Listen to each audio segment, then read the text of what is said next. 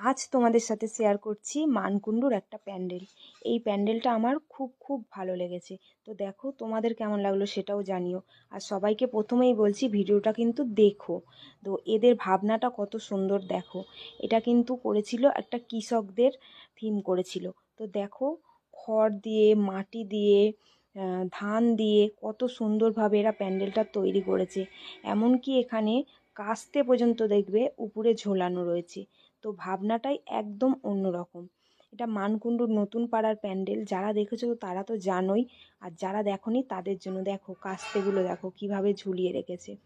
আর প্যান্ডেলটা কিন্তু অনেক লং ছিল। তো আমার তো ভীষণ ভালো লেগেছে। তো তোমরা যারা দেখোনি তাদের জন্যই দিলাম, অবশ্যই তোমরা দেখো এবং কেমন হয়েছে সেটাও জানিও। দেখো শুধু মাটি দিয়ে কত সুন্দরভাবে এরা করেছে, আমার সত্যি বলছি খুব ভালো লেগেছে।